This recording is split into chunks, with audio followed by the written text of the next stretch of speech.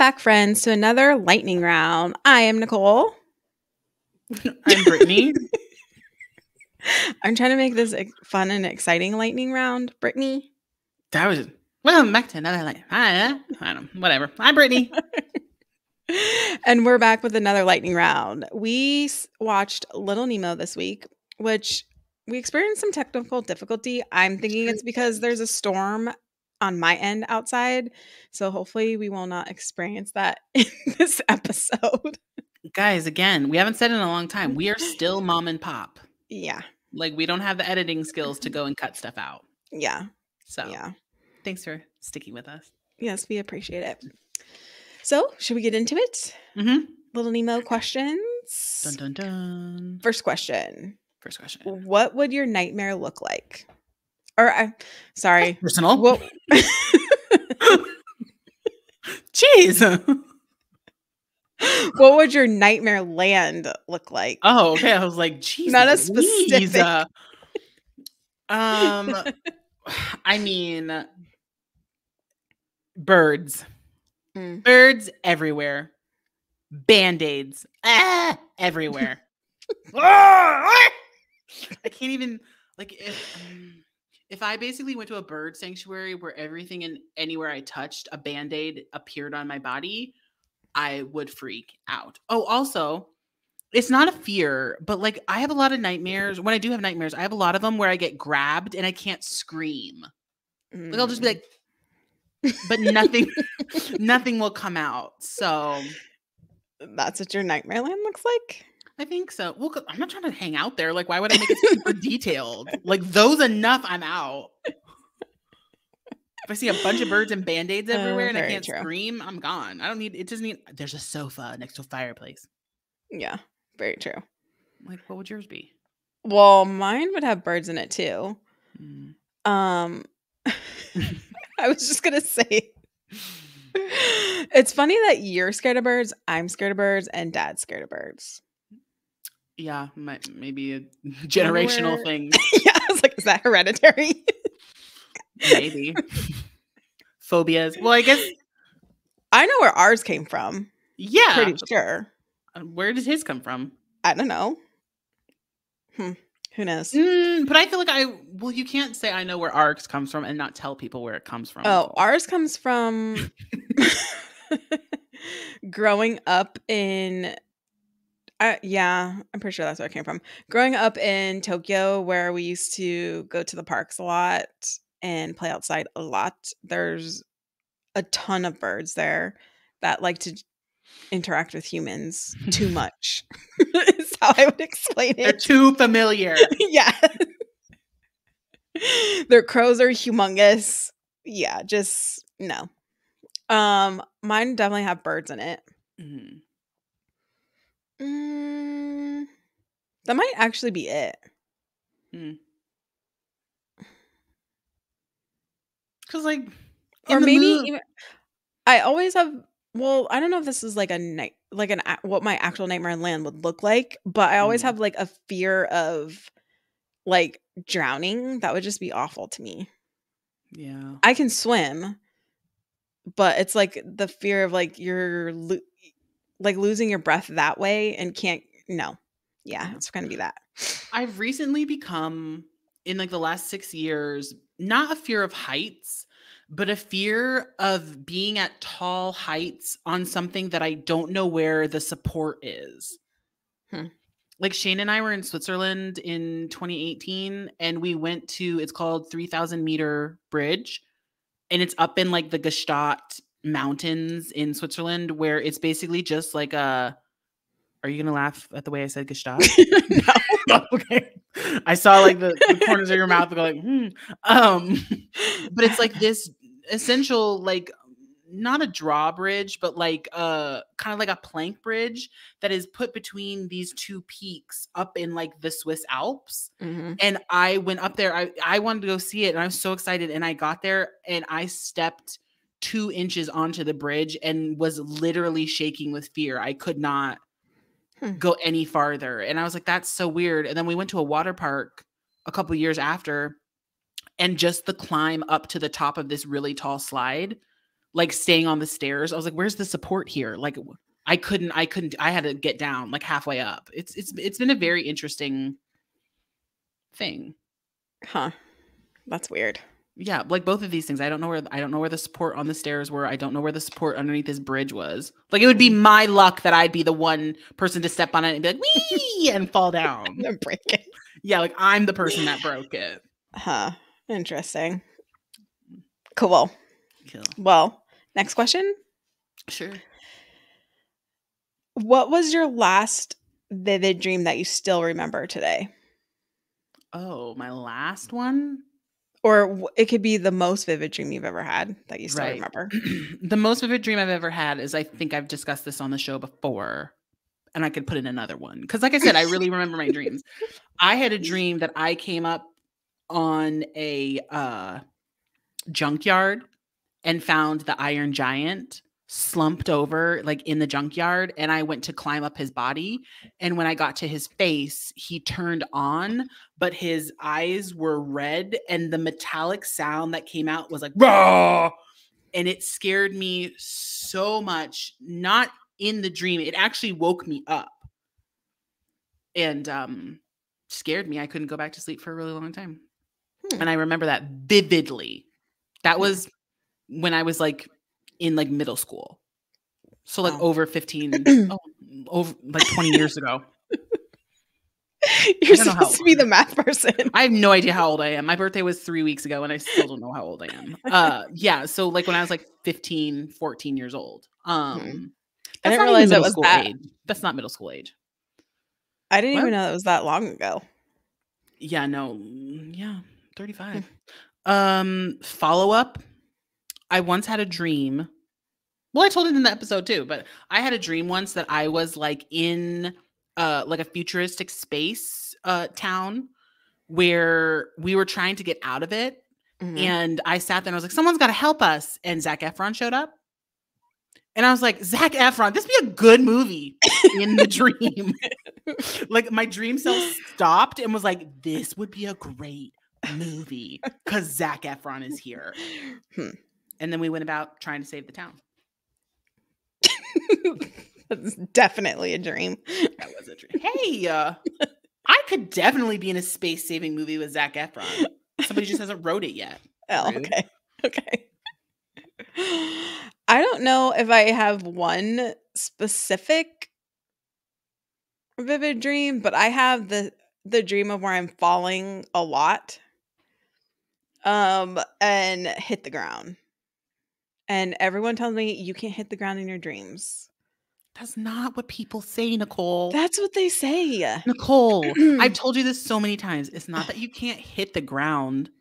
It's that you don't die. You don't all of a sudden. I never die. No. Listen to me.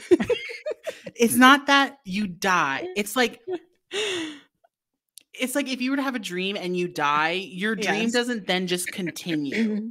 Yes, I got that. Understood? Yes, that's what people are saying. It's not that you don't fall.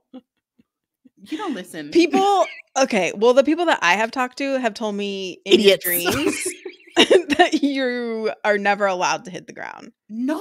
Period. So, like, you're not supposed to be able to feel that, is what they say. That's not what they're saying.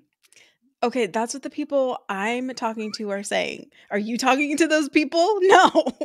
But why are you believing those people? Okay. All right. I don't care because I do hit the ground. That's what I'm okay. So Nicole, that's what I'm saying. So then okay. Okay, anyways, I hit the ground in my dreams and I fall. Those are the vivid testy episode this week. All right. Those are the dreams I have a lot, actually. Quite often. So I don't know what that means. But okay, next question. Please. So we had this movie in our category of movies that shouldn't have scared us but did. But we were discussing in our original podcast how this movie actually isn't scary until the last 30 minutes. So why do you think we only remember the scary parts of this movie? I honestly don't know. Because like I think if I were to like Yeah, the scary parts were really in the last 30 minutes. And when I watched it this time, I was like waiting for the scary parts. I was like, I thought this movie was creepier in my Yeah. mind. And I do feel like Slumberland and all the cool stuff they do there, and even like Flip and like all these things seem more Britney and Nicole to me. Like we would attach ourselves to those scenes more than we would to the scary ones. I don't know. I don't know why we would have. Maybe because it Yeah. was so jarring. Like it's like all of a sudden have this like happy pappy movie, and then all of a sudden you're like, okay, guy in the shadows with a stingray floating around. Yeah. I don't know. I actually don't know why either. But when I was watching it this time around, I really didn't remember any of the beginning.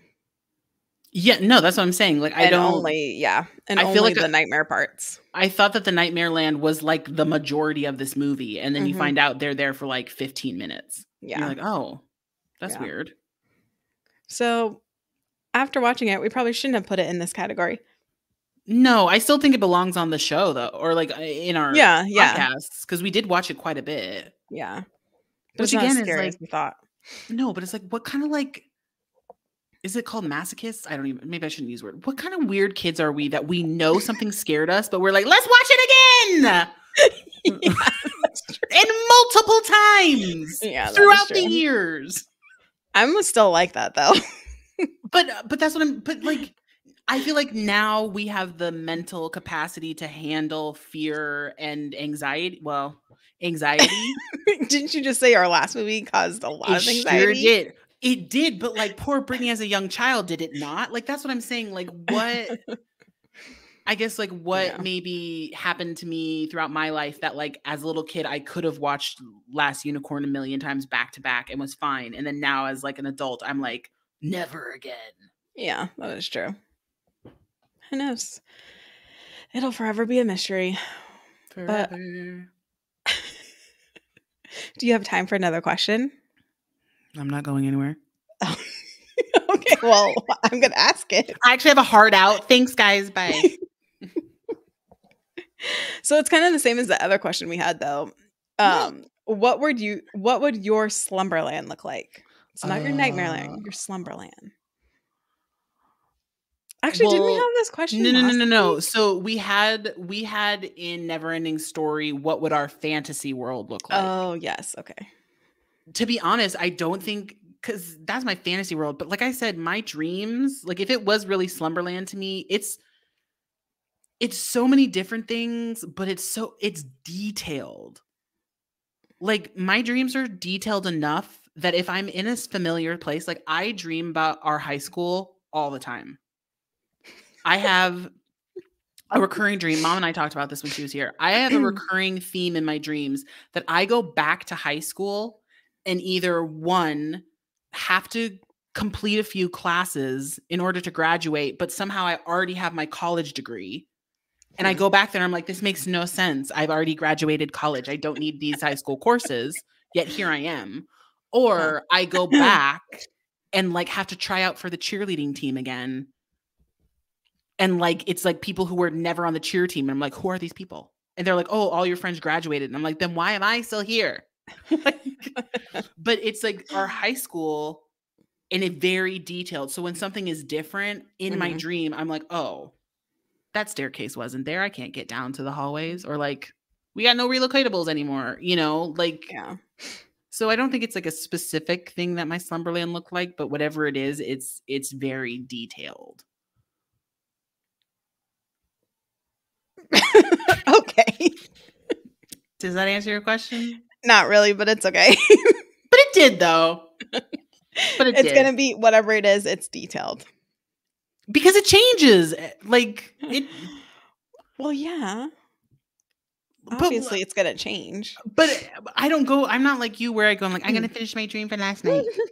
Like, I just fall asleep. I mean, most of the time when I fall asleep to like movie ideas. Like in my head, I'm like, oh, I'm in like a rom-com with like Henry Mhm. Cavill, or I'm in a scary movie with Rupert Grint and Samuel Jackson. Like that's what I think of when I fall asleep, and then I don't dream of any of those things. Yeah, that's true.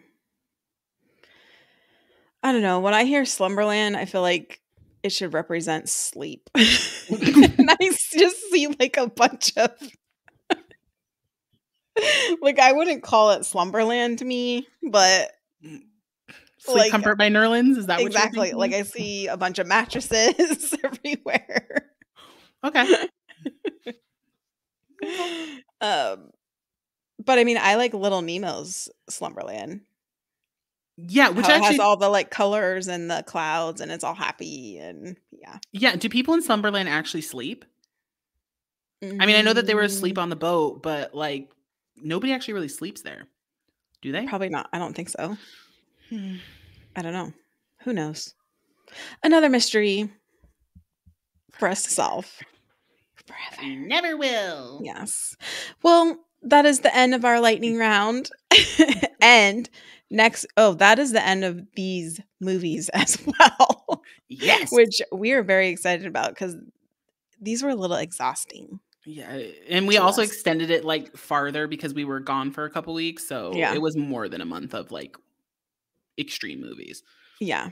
But next week, we are going to move on to more of a random category, is what we're calling it. Mhm. Rando. Yes. And we're going to start with Indiana Jones, Temple of Doom.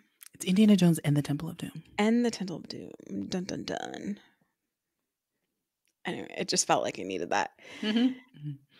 But thank you so much for watching. And if you haven't watched Little Nemo, be sure you check it out because I think it is worth a watch. I'd be curious to know what you think about it if Mhm. you haven't grown up on this movie, Mhm. whether you think it's completely random. Or we're Like just really me. bad at our jobs. Yeah, that's true. But with that being said, we hope you all have a great week and we will see you next time. Bye. Bye.